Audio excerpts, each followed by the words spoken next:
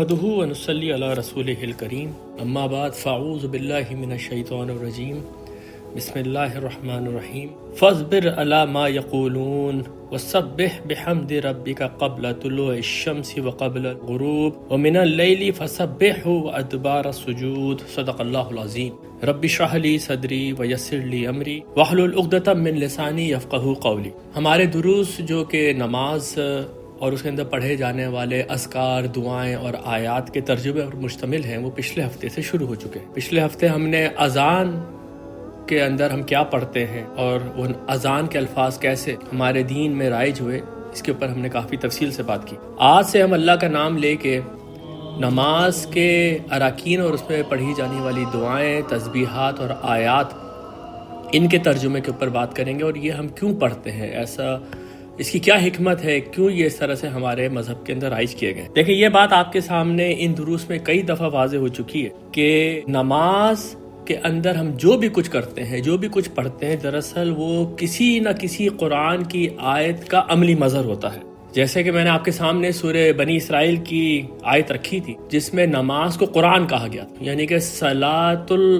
الفجر کے بجائے قرآن الفجر یا قرآن الفجر کے الفاظ آئے تھے۔ اس لیے یہاں سے یہ بات بالکل واضح تھی کہ نماز کو قرآن نے قرآن کہا ہے۔ نماز جو ہے وہ قرآن کا ایک مکمل عملی مظہر ہے۔ اس کے اندر جو بھی کچھ ہم کرتے ہیں، جو بھی کچھ ہم پڑھتے ہیں، قرآن کی کسی نہ کسی آیت کو یا قرآن کے کسی نہ کسی حکم کو ہم وہاں پر پریکٹیکلی مینیفیسٹ کر رہے ہوتے ہیں۔ جب تک ہم اس بات کو نہیں سمجھیں گے، ہم نماز کے اندر وہ خشوع اور وہ خضوع اور وہ دائمیت اور وہ حفاظت نہیں لے کر آ سکتے جو کہ اس کا منشا ہے۔ دیکھیں، جس طرح ہم نے نماز یا لفظ صلاۃ کے معنی بڑی ڈیٹیل میں انڈرسٹینڈ کیے تھے، اسی طریقے سے یہ بات میں آپ کے سامنے رکھتا ہوں کہ نماز کے اراکین کے اندر مختلف قسم کی عبادتیں پوشیدہ ہیں، اور اس کا بھی آپ کو پتہ چلتا ہے جب آپ دیکھتے ہیں کہ قرآن نے نماز کے لیے مختلف الفاظ استعمال کیے ہیں۔ جیسے قرآن نے نماز کے لیے تسبیح و تحمید کا لفظ بھی استعمال کیا ہے، تکبیر کا لفظ بھی استعمال کیا ہے، قنوت کا لفظ بھی استعمال کیا ہے، رکوع اور سجود کا لفظ بھی استعمال کیا ہے، اور یہ الفاظ بڑی کثرت سے آئے، اور وہاں پر کبھی کسی کو یہ ایمبیگوٹی نہیں ہوئی کہ یہاں پر کیا صرف سجدے کا ذکر ہے یا صرف تکبیر کا ذکر ہے یا یہاں پر مکمل نماز کا ذکر ہے۔ ہر کوئی اچھی طرح سے جانتا ہے کہ نماز کا ہی ذکر ہو رہا ہے، اور اس میں جا کے اللہ تعالیٰ نے اس نماز کو ایک خاص نام دیا ہے۔ جیسے یہ آیت جو میں نے آپ کے سامنے ابھی پڑھی تھی سورہ قاف کی، جس میں فرمایا گیا ہے کہ فَسَبِّحْ بِحَمْدِ رَبِّكَ قَبْلَ طُلُوعِ الشَّمْسِ وَقَبْلَ الْغُرُوبِ، تم تسبیح اور تحمید بیان کرو اپنے رب کی طلوع شمس یعنی سورج کے نکلنے سے پہلے، اور قبل الغروب اور اس کے غروب ہونے سے پہلے، وہ من اللیل فسبحہ وادبار السجود، اور تم رات میں بھی اس کی تسبیح بیان کرو اور جب تم سجدوں سے فارغ ہو جاؤ۔ اب یہاں پر تسبیح اور تحمید اور سجدے اور یہ جو اوقات بیان کیے گئے ہیں، کسی قاری سے یہ بات پوشیدہ نہیں ہے کہ یہاں پر نماز کا ذکر ہو رہا ہے۔ اسی طریقے سے اب میں آپ کے سامنے ایک ایک کر کے نماز کے اراکین رکھتے چلا جاؤں گا، اور ہم اس کو بیک ٹریک کریں گے کہ کہاں پر قرآن کے اندر اس کا حکم تھا جس کو کہ نماز کی شکل میں اس وقت ہمارے سامنے پیش کیا جا رہا ہے۔ دیکھیں، سب سے پہلی چیز، سب سے پہلا جو عمل ہم کرتے ہیں نماز کے اندر جس سے کہ ہماری نماز شروع ہوتی ہے، اس کو تکبیر تحریمہ کہتے ہیں۔ تکبیر تحریمہ کے مطلب کیا ہے؟ تکبیر کا مطلب تو اللہ اکبر کہنا ہے، اور تحریمہ کا مطلب یہ ہے کہ اس سے کچھ حرام ہو جاتا ہے ہمارے اوپر۔ جیسے کہ قرآن میں جب آپ اس کو بیک ٹریک کریں گے تو آپ کو وہاں سورۃ الاعلیٰ کی آیت نظر آئے گی۔ میں یہ پہلے بھی آپ کے سامنے بیان کر چکا ہوں کہ قد افلح من تزکا، یقیناً فلاح پا گیا وہ جس نے کہ پاکیزگی اختیار کی، وذکر اسم ربہ فصلی، اپنے رب کا نام لیا پس نماز پڑھی۔ یعنی کہ یہاں پر ذکر سے نماز میں داخل ہونا، ذکر اللہ کا، اللہ کے نام کا ذکر، یہی نماز ہے۔ یہ سارے معنی اس کے اندر آ رہے ہیں، اس لیے آپ دیکھیں ہم اس کے اظہار کے طور پہ اللہ اکبر تکبیر تحریمہ کہہ کے نماز کے اندر داخل ہو رہے ہیں۔ اللہ اکبر کے معنی کیا ہیں اس کے اوپر تو ہم نے بہت ڈیٹیل میں اذان والے درس کے اوپر بات کر لی ہے، لیکن اس کو تکبیر تحریمہ کیوں کہتے ہیں اس پہ ذرا غور کریں۔ اس سے ہمارے پر کچھ چیزیں حرام ہو جاتی ہیں، اور وہ چیزیں حرام کیا ہوتی ہیں؟ ہر نمازی یہ بات جانتا ہے کہ اللہ اکبر کہہ کے جیسے آپ نماز میں داخل ہوئے، اب دنیاوی معاملات ہمارے اوپر حرام ہو جاتے ہیں، گویا کہ ہم اس دنیا میں اب رہے ہی نہیں ہیں۔ یہ دیکھیں ایک اتنی امپورٹنٹ حکمت والی بات ہے جو کہ ہمیں مستحضر رکھنی چاہیے اپنے ذہن کے اندر کہ جیسی آپ نے اللہ اکبر کہا اب آپ اس دنیا سے اٹھ گئے اوپر اور آپ اللہ کے دربار میں اس کے سامنے جا کے کھڑے ہو گئے، تو جب آپ اس دنیا میں رہے ہی نہیں ہیں تو دنیا کی ہر چیز آپ پہ حرام ہے۔ آپ وہاں پر صرف اور صرف اپنے رب کے سامنے کھڑے ہوئے ہیں، آپ کے رب نے آپ کو بلایا ہے، آپ اس کے لیے حاضر ہو گئے، وہاں پر اب آپ کے اور آپ کے رب کی بات چیت شروع ہونے جا رہی ہے۔ اس لیے آپ یہ دیکھیں کہ عموماً ایک جملہ کہا جاتا ہے نماز کے لیے، الصلاۃ معراج المومنین، صلاۃ جو ہے وہ مومن کی معراج ہے۔ یہ کوئی حدیث نہیں ہے، لیکن اس کے بارے میں آپ دیکھیں کہ کچھ علماء نے کتنا خوبصورت لکھا ہے کہ عبارت الصلاۃ معراج المومنین ہی جملۃ مشہورۃ تصف الصلاۃ بانہا وسیلۃ ارتقاء الروح والتواصلها مع اللہ تعالی۔ کہتے ہیں کہ یہ جو عبارت ہے صلاۃ معراج المومنین، یہ بڑا مشہور جملہ ہے جو صلاۃ کی صفت کے لیے بیان کیا جاتا ہے، کیونکہ یہ وسیلہ ہے۔ دیکھیں یہ لفظ یاد رکھیے گا، نماز کے ایک معنی ہم نے صلہ کے بھی رکھے تھے، ہم نے یہ سمجھا تھا کہ یہ کنیکشن ہے، تو اب یہ جملہ میں یہ وہ کہہ رہے ہیں کہ بِأَنَّهَا وَسِيلَةٌ لِارْتِقَاءِ الروح، یہ نماز وہ وسیلہ ہے جس سے کہ تمہاری روح ارتقاء کرتی ہے، وَتَوَاصُلِهَا مع اللہ تعالیٰ، اور اللہ کے ساتھ جا کے کنیکٹ ہو جاتی ہے۔ اور اس کو معراج المومنین کیوں کہا گیا ہے کہ تماماً کما عرج بالنبی صلی اللہ علیہ وسلم، بالکل اس طریقے سے جیسے کہ نبی اکرم صلی اللہ علیہ وسلم عروج پہ گئے تھے الی السماوات، اور وہ آسمانوں کو عروج کر کے اللہ کے حضور داخل ہو گئے تھے، وَرَغِمَ أَنَّهَا لَيْسَتْ حَدِيثًا نَبَوِيًّا مُسْنَدًا، واضح رہے کہ یہ کوئی مسند حدیث نہیں ہے، یہ حدیث کے الفاظ نہیں ہے، لیکن ایک مشہور جملہ ہے علماء کے درمیان، إِلَّا أَنَّهَا تَحْمِلُ مَعْنًا صَحِيحًا، لیکن اس کے جو معنی ہیں وہ بالکل صحیح ہیں، یصف حال المومن فی الصلاۃ، جو کہ صفت بیان کرتا ہے، حال بیان کرتا ہے مومن کا جب وہ صلاۃ میں ہوتا ہے، فَحِيَّ صِلَةُ بَيْنَ الْعَبْدِ وَرَبِّهِ، کیونکہ یہ صلہ ہے، یہ کنیکشن ہے اس کے اور اس کے رب کے درمیان، وَتَحْذِبُ لِلنَّفْسِ، نفس کے تزکیے کا ایک ذریعہ ہے، وَتَطْہِيرُ لِلْأَرْوَاحِ، اور آپ کی روحوں کی تطہیر کیا یہ باعث ہے۔ دیکھیں یہ کتنا خوبصورت جملہ ہے جو کہ اس وقت میں نے آپ کے سامنے رکھا ہے۔ واضح کر دوں میں دوبارہ یہ بات آپ کے سامنے، یہ کوئی حدیث نہیں ہے، یہ ایک مشہور جملہ ہے جو نماز کے لیے کہا جاتا ہے، کیونکہ اس کے اندر نماز کا جو کرکس ہے، جس طریقے سے آپ اللہ کے حضور جا کے کھڑے ہو جاتے ہیں، جو معراج ہمارے یہاں نبی صلی اللہ علیہ وسلم کے لیے، اور وہاں پر جو بلا فصل ایک اللہ تعالیٰ کے ساتھ وہ مسلمان حاصل کر سکتا ہے نماز کے اندر۔ اس لیے الصلاۃ معراج المومنین، نماز کی جو ایسنس ہے اس کے لیے الفاظ استعمال کیے جاتے ہیں۔ اب آپ سے میری درخواست یہ ہے کہ جب تک ہم نماز کے اندر ہیں، یعنی کہ نماز کا ترجمہ بیان کر رہے ہیں، آپ نے اپنے ذہن میں یہی تصور باندھ کے رکھنا ہے کہ آپ اللہ کے دربار میں جا کے کھڑے ہو گئے ہیں، اب آپ اس دنیا میں ہیں ہی نہیں، آپ کا اس دنیا سے کنیکشن ختم ہو گیا ہے، اب آپ کا اللہ تعالیٰ کے ساتھ کنیکشن شروع ہو گیا ہے۔ یہ جو عمل ہے ہمارا، یہ آپ کو دیگر عبادات کے اندر بھی نظر آئے گا۔ جب ہم طواف کی ابتدا کرتے ہیں تو جو حجر اسود ہے اس کو یا تو آپ چومتے ہیں جا کے، یا پھر آپ دور سے اس کا استلام کرتے ہیں، ہاتھ اٹھا کے آپ اللہ اکبر کہتے ہیں۔ یہ بھی وہی اظہار ہے کہ آپ کسی بہت بڑے بادشاہ کے دربار میں چلے گئے تو یا تو آپ نے اس کا ہاتھ چوما، اور یہ ید اللہ کی اس وقت مثال ہے، یہ حجر اسود، کہ کس طریقے سے آپ ایک بادشاہ کے دربار میں داخل ہوئے تو سب سے پہلے آپ نے عقیدت میں اس کے ہاتھ کو چوما ہے، یا اگر آپ اس کے ہاتھ کو نہیں چوم سکے تو آپ نے دور سے کھڑے ہو کے اپنے ہاتھ اٹھا کے اس کا اقبال بلند کیا ہے۔ یہ اللہ اکبر کے معنی ہے جب ہم نماز کے اندر داخل ہو رہے ہیں۔ اس لیے آپ یہ دیکھیں جامع ترمذی کی یہ حدیث ہے جس کے اندر حضرت ابی سعید اس کے راوی ہیں، عن ابی سعید قال قال رسول اللہ صلی اللہ علیہ وسلم مفتاح الصلاۃ الطہور، نماز کی جو چابی ہے، جو اس کی کنجی ہے وہ طہارت ہے، وتحریمها التکبیر، اور اس کو جو چیز حرام کرتی ہے وہ تکبیر ہے، یعنی کہ نماز میں جب آپ چلے گے تو باقی چیزیں ساری حرام ہو گئی، وتحلیلها تسلیم، اور اس کی حلت سلام کا پھیرنا، یعنی کہ جب ہم نماز ختم کرتے ہیں اور ہم سلام پھیرتے ہیں تو گویا ہم یہ بات بتاتے ہیں کہ ہم اللہ کے حضور سے واپس آ گئے ہیں۔ جب آپ کہیں واپس آتے ہیں اور لوگوں سے ملتے ہیں اور جا کے کسی محفل میں داخل ہوتے ہیں تو آپ ان کے اوپر سلامتی بھیجتے ہیں۔ اس کے اوپر ہم بہت تفصیل سے بات کریں گے جب ہم تسلیم تک پہنچیں گے، اور ہم یہ بات بتائیں گے کہ یہاں پر یہ الفاظ کہنا اصل میں کیا چیز ظاہر کرتا ہے، کہ اللہ کے دربار سے جب تم واپس آئے ہو تو تم پوری دنیا کے لیے سلامتی بن کر آئے ہو، جبھی تم سب کے اوپر سلامتی بھیج کے اب اس دنیا کے اندر داخل ہو رہے ہو۔ لیکن بہرحال ابھی اس موضوع کو ہم تھوڑی دیر کے لیے چھوڑتے ہیں اور ہم آگے بڑھتے ہیں۔ یہ جو حدیث میں نے آپ کے سامنے جامع ترمذی کی رکھی، یہ حدیث انشاءاللہ تعالی میں آپ کے سامنے دوبارہ لے کر آؤں گا، کیونکہ یہ حدیث ابھی مکمل نہیں ہوئی ہے اور اس کے اندر کچھ نماز کے متعلق خوبصورت باتیں اور بھی موجود ہیں۔ تو گویا کہ یہ اللہ اکبر کہنا یہ ایک مینیفیسٹیشن اس بات کی ہے کہ اس دنیا سے آپ اٹھ گئے، آپ نے اس دنیا سے برات کا اعلان کر دیا، اور دوسری اس بات کی مینیفیسٹیشن ہے کہ جب آپ اللہ کے دربار میں داخل ہوئے تو آپ نے اس کا اقبال بلند کیا ہے، آپ نے اس کی عظمت کا اقرار کیا ہے، اور پھر اب آپ وہاں داخل ہو گئے ہیں۔ اب اس کے بعد آپ نے جا کے اللہ تعالیٰ کے سامنے کھڑے ہو کے کچھ مناجات کرنی ہے، کچھ بات چیت کرنی ہے، آپ کو بلایا گیا ہے، آپ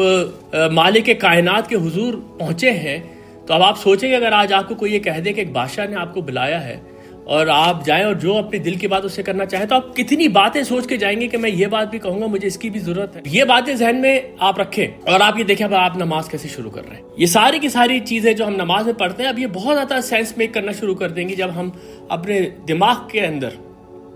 وہ پیراڈائم فکس کر دیں گے جس میں کہ اب ہم نماز میں موجود ہیں، ہم اس دنیا میں موجود ہی نہیں ہیں، ہم تو اللہ کے دربار کے اندر موجود ہیں۔ بخاری کی ایک حدیث ہے جس کے راوی حضرت انس بن مالک ہیں، وہ کہتے ہیں قال النبی صلی اللہ علیہ وسلم ان المؤمن اذا كان في الصلاة فانما يناجي ربه۔ وہ یہ کہتے ہیں کہ یقیناً مومن جب وہ نماز میں ہوتا ہے تو اپنے رب سے مناجات کر رہا ہوتا ہے، اپنے رب سے سرگوشیاں کر رہا ہوتا ہے۔ یناجی کا مطلب ہے وہ سرگوشی کرتا ہے، ان سے آہستہ آہستہ باتیں کرتا ہے۔ یہ تو باتیں اسی وقت ہوں گی نا جب آپ یہ تصور کریں گے کہ آپ اللہ تعالیٰ کے سامنے کھڑے ہوئے۔ اگر یہ تصور ہی ہمارا نہیں بن رہا ہمارے دماغ کے اندر، تو دماغ تو پتہ نہیں کہاں کہاں گھوم رہا ہے، کیا کیا باتیں سوچ رہا ہے، اور وہ نماز صرف ایک ریچول کی طریقے سے ہم ادا کر رہے ہیں، جو اس میں پڑھ رہے ہیں ہم کچھ بھی نہیں سمجھ رہے، اور بعض اوقات جو ہے ذہن اتنا زیادہ ادھر ادھر چلا جاتا ہے کہ آدمی یہی بات بھول جاتا ہے کہ اس نے رکعتیں کتنی پڑھی ہیں، جبکہ یہ کتنی عظیم عبادت ہے اور کیا یہ مینیفیسٹ کر رہی ہے۔ یہ جب ہمارے سامنے آئے گا تو ہمیں اندازہ ہوگا کہ کیا یہ چیز ہے جو اللہ تعالیٰ نے ہمیں دے دی۔ تو اس حدیث کے مطابق نماز میں انسان اللہ تعالیٰ کے ساتھ سرگوشیاں کرتا ہے، اس لیے نماز کے فوراً بعد جیسے کسی بادشاہ کے سامنے جا کے آپ اس کا اقبال بلند کر کے بہت ہی ادب سے کھڑے ہو جاتے ہیں، جیسے کہ ایک غلام اپنے آقا کے سامنے کھڑا ہو جاتا ہے۔ نہ وہ سینہ تان کے کھڑا ہوتا ہے، نہ وہ سر اٹھا کے کھڑا ہوتا ہے بغاوت کے انداز میں، بلکہ وہ ایک غلام کی طرح کھڑا ہو جاتا ہے۔ اس کا سر جھکا ہوا ہوتا ہے، اس کے ہاتھ بندھے ہوئے ہوتے ہیں، اور وہ حکم کا انتظار کر رہا ہوتا ہے کہ کیا حکم ہے جو اس کا آقا اس کو دے گا، جو اس نے بلایا۔ اس لیے آپ یہ دیکھیں کہ یہ حقیقت بھی قرآن میں واضح کی گئی ہے۔ ہر عمل اور ہر جو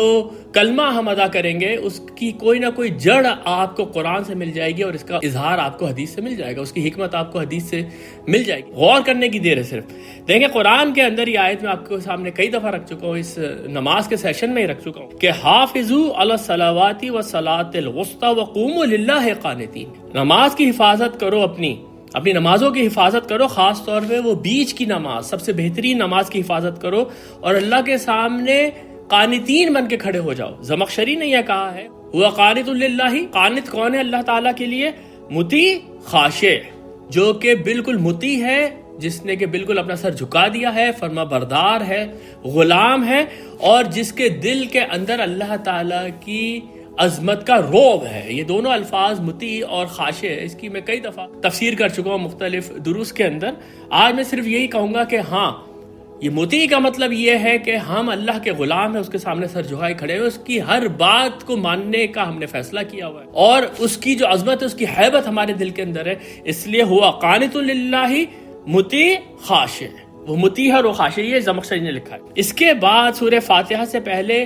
کوئی تسبیح پڑھی جاتی ہے، عموماً بعض لوگ نہیں بھی پڑھتے، لیکن ہمیں احادیث سے پتہ چلتا ہے کہ اللہ کے رسول تو اس کا اہتمام کیا کرتے۔ اب دیکھیں یہ قرآن کی ایک آیت ہے جو میں آپ کے سامنے رکھنے جا رہا ہوں، بلکہ دو آیت ہیں، جس کے اندر یہ تسبیح، جس وقت کہ آپ اللہ کے حضور کھڑے ہو جائیں، آپ پہلے اس کی تعریف کریں گے، پہلے اس کی تسبیح بیان کریں گے، پھر آپ اپنی درخواست اس کے سامنے رکھیں گے۔ یہ جو ایک ادب ہے، یہ ہمیں کس طریقے سے قرآن نے سکھایا، کس طریقے سے اللہ کے رسول نے سکھایا، اس کو دیکھیے۔ یہ سورہ طور کی آیت ہے جس میں فرمایا گیا ہے وَاصْبِرْ لِحُکْمِ رَبِّکَ، آپ اپنے رب کے حکم کے لیے صبر کریں۔ دیکھیں یہ جو آیات ہے، جب ہم ان آیات کو پڑھیں گے اور نماز کا پورا پیراڈائم اور اس کی پوری حکمت ہمارے سامنے ہوگی، تو یہ آیتیں اتنی زیادہ بلند ہو جائیں گی کہ ہمارے تصور سے بالا تر ہو جائیں گی۔ یہ یہاں پر نبی اکرم صلی اللہ علیہ وسلم کے اوپر ہونے والی پرسیکیوشن، اس وقت مسلمانوں کے اوپر ہونے والے مظالم، اس دور کے اندر نازل ہونے والی سورہ طور ہے، جس میں کہا جا رہا ہے کہ تم اپنے رب کے حکم کے لیے صبر کرو۔ اور یہ بات میں آپ کے سامنے رکھ چکا ہوں کہ صبر کے لیے جو ہمارے پاس ٹول ہے وہ نماز ہے، وَاسْتَعِینُوا بِالصَّبْرِ وَالصَّلَاةِ، تو یہاں پر وہی چیز آ رہی ہے، لیکن اب آپ نماز کی حکمت آپ کے ذہن کے اندر ہوں گی اور اس کے بعد آپ یہ آیت پڑھ رہے ہوں گے تو آپ دیکھیں اس آیت کے معنی کتنے اونچے ہو جائیں گے. وَاصْبِرْ لِحُکْمِ رَبِّكَ فَإِنَّكَ بِأَعْيُنِنَا. آپ ہماری آنکھوں کے سامنے ہیں اللہ کے پیغمبر، ہم دیکھ رہے ہیں. اب آپ سے یہ سوچیں کہ ایک مالک جس کی عظمت پوری دنیا کے اوپر چھائی ہوئی ہے، آپ اس کے لیے کچھ کام کرنا چاہ رہے ہیں اور آپ کچھ پریشانی میں ہیں اور وہ یہ کہہ رہا ہے بے فکر رہو میں دیکھ رہا ہوں. کتنا زیادہ یہ ڈھارس والا جملہ ہے کہ میرا تو رب میرے ساتھ ہے. ان معی ربی سیہدین. یہ جو جملہ حضرت موسیٰ علیہ السلام نے کہا تھا اس وقت جب کہ پیچھے سے فرعون کا لشکر آ گیا تھا اور سامنے دریا تھا، پھنس گئے تھے دونوں طرف سے، لیکن وہ کہتے ہیں ان معی ربی سیہدین، میرے ساتھ میرا رب ہے، وہ مجھے ضرور راستہ دکھائے گا. تو وہی ہے کہ تم میری آنکھوں کے سامنے ہو. یہ جو ایمان ہے، یہ ایمان ظاہری سی باتیں لانے کے لیے ایک محنت کی ضرورت ہے، قرآن کو سمجھ کے پڑھنے کی ضرورت ہے. وَاصْبِرْ لِحُکْمِ رَبِّكَ فَإِنَّكَ بِأَعْيُنِنَا وَسَبِّحْ بِحَمْدِ رَبِّكَ حِینَ تَقُومُ. تم اپنے رب کی تسبیح بیان کرو جب بھی تم کھڑے ہوا کرو. اس کے معنی بہت سارے لیے گئے تفاسیر کے اندر، سارے معنی صحیح ہیں اس کے، لیکن اس کے ایک معنی یہ کہ جب تم نماز کے لیے کھڑے ہو تو سب سے پہلے اللہ کی تسبیح بیان کرو. جبکہ یہاں پر آپ غور سے دیکھیں کہ جو اصل الفاظ ہیں وہ سبح بحمد کے ہیں. اللہ کی تسبیح اس کی تحمید کے ساتھ بیان کرو. یہ تسبیح اور تحمید ایک جوڑا ہے جو ہمیشہ اللہ تعالیٰ کے لیے ایک ساتھ آتا ہے قرآن میں. فسبح بحمد ربک، تم اپنے رب کی تسبیح بیان کرو اس کی تحمید کے ساتھ. تسبیح ہمیشہ تحمید کے ساتھ بیان کرنی ہے. اس کے کیا مطلب ہے؟ دیکھیں اس کے اوپر میں نے بہت تفصیل سے دروس کیے. اگر آپ چاہیں تو سورہ فاتحہ کے اوپر جو میرے دروس ہیں آپ وہ دیکھ سکتے ہیں، یوٹیوب پہ اویلیبل ہے. اگر آپ چاہیں تو سورہ تغابن جہاں سے سٹارٹ ہو رہی ہے، کیونکہ وہ تسبیح کے الفاظ سے استعمال ہوئے، وہاں پر بھی میں نے بہت زیادہ ڈیٹیل کے اندر تسبیح اور تحمید کا ذکر کیا تھا. یہاں پر میں آپ کے سامنے مختصراً رکھ دیتا ہوں کہ یہ دو جو کلمات ہیں یا یہ دو جو اللہ تعالیٰ نے ہمارے سامنے کانسیپٹس رکھے ہیں، ان سے اللہ کی معرفت کسی حد تک ہمارے لیے مکمل ہو جاتی ہے. تسبیح کے معنی یہ ہیں کہ ہم اس بات کا اقرار کر رہے ہیں کہ اللہ تعالیٰ ہر نقص سے اور ہر کمزوری سے بالا تر ہے، جس کو الہیات کے زبان میں تنزیہ کہتے ہیں. یعنی کہ یہ نیگیٹو تعریف ہے، اس کو نیگیٹو تھیولوجی کہتے ہیں. یعنی کہ میں کسی کی تعریف اس طرح سے بیان کر رہا ہوں کہ نقائص کا نام لے کے کہہ رہا ہوں کہ یہ نقص اس میں نہیں ہے. آپ قرآن میں دیکھیں، ہم کہتے ہیں اللہ کو نیند نہیں آتی، اللہ کو موت نہیں آتی، اللہ کو تھکان تاری نہیں ہوتی، اللہ تعالیٰ کو اولاد کی ضرورت نہیں ہے، اللہ تعالیٰ کو بیوی کی ضرورت نہیں ہے، اللہ تعالیٰ کو کسی دوست کی ضرورت نہیں ہے کہ اس کی مدد کرے، کیونکہ وہ مکمل طور پہ اختیار رکھتا ہے اور طاقت رکھتا ہے. یہ جو نہیں ہے میں نے ریپیٹ کیا ہے ساری کمزوریوں کے ساتھ. جب آپ اس کا شعور اپنے دماغ میں پیدا کر لیتے ہیں تو یہ تسبیح کہلاتی ہے، جس کو کہ آپ تھیولوجی کی زبان میں کہتے ہیں کہ یہ نیگیٹو تھیولوجی ہے. اور اگر آپ کچھ تھیولوجین سے ملیں گے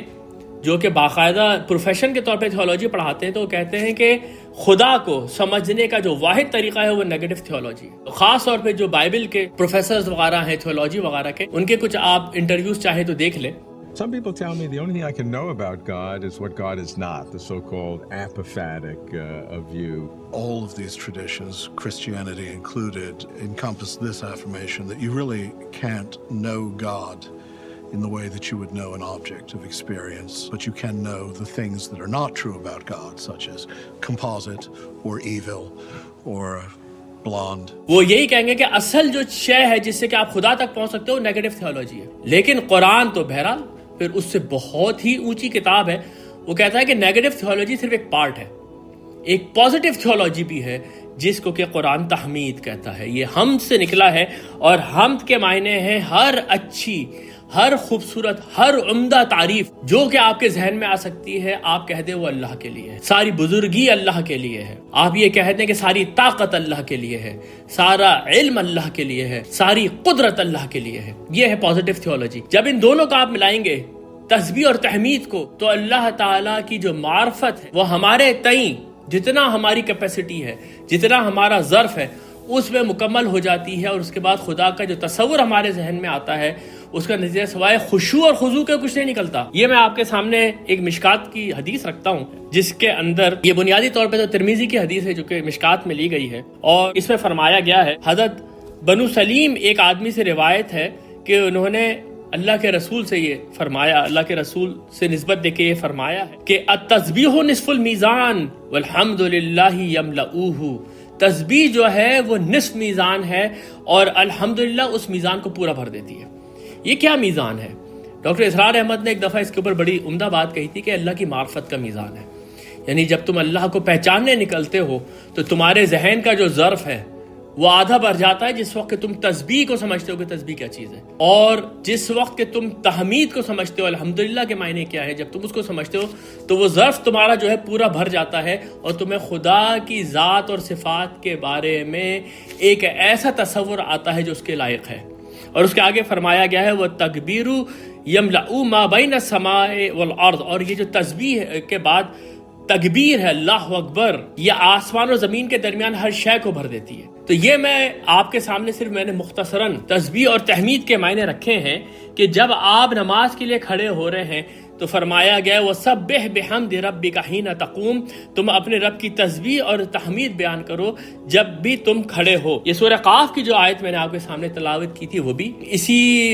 ایک حقیقت کی طرف اشارہ کرتی ہے کہ فَاصْبِرْ عَلَىٰ مَا يَقُولُونَ، جو کچھ بھی یہ لوگ کہہ رہے ہیں اس پہ صبر کرو، یعنی کہ وہی ماحول ہے، وہی پرسیکیوشن ہے، اور اس کے اندر کہا جا رہا ہے کہ جو بھی کچھ یہ لوگ کہتے ہیں اس کے اوپر صبر کرو۔ وَسَبِّحْ بِحَمْدِ رَبِّكَ قَبْلَ طُلُوعِ الشَّمْسِ، اور اپنے رب کی تسبیح اور تحمید بیان کرو اس سے پہلے کہ سورج طلوع ہو، وقبل الغروب، اور اس سے پہلے کہ وہ غروب ہو جائے، ومن اللیل فسبحہ، رات کو بھی اللہ کی تسبیح بیان کرو، وادبار السجود، اور جب تم سجدوں سے فارغ ہو جاؤ۔ اس لیے ہمارے یہاں جو بعد الصلاۃ کچھ اذکار ہیں اس میں تسبیح ایک لازمی جزو ہے، ہم اس کے اوپر انشاءاللہ تعالیٰ بات کریں گے جب ہم اپنے اراکین نماز کو ڈسکس کرتے ہوئے بالکل آخر تک پہنچ جائیں گے۔